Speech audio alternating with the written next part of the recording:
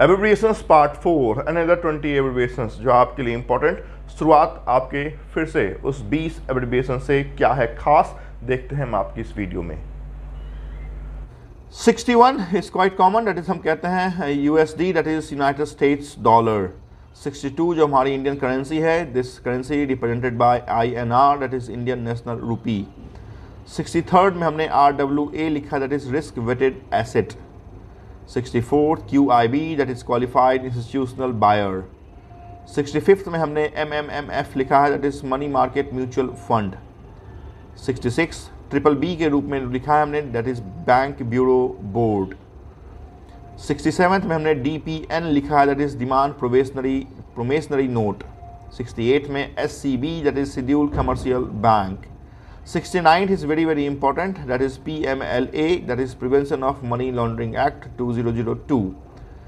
70th में हमने CTR, that is cash transaction report की बात की है, जिसका इंफॉर्मेशन हम FIUIND को देते हैं, that is financial intelligence unit India.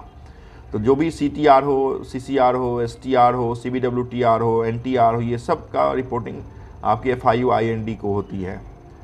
71 में हमने CCR लिखा है, that is counterfeit currency report. 72 में हमने CBWTR लिखा है, that is cross border wire transfer report.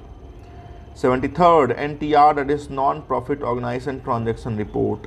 74th is STR, that is suspicious transaction report. 75th ये तो सबने सुना होगा, that is SIP stand for systematic investment plan, जो म्यूचुअल फंड का पार्ट है। 76th में हमने AMC लिखा, that is asset management company.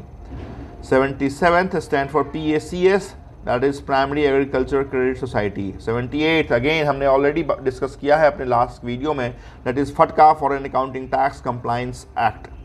79th stand for CAG, comptroller and audit general, वित्तीय लेखा आगार, जो भी आपके SST के थ्रू इस पोस्ट पे हम आते हैं, कैग, जो इंडियन गवर्नमेंट या इंडियन इंस्टीट्यूशंस का ऑडिट करती है, that is CAG.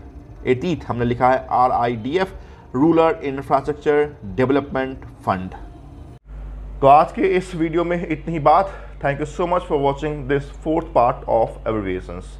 See you in 5th part of abbreviations with another 20 most important abbreviations. Thank you so much for watching this important video.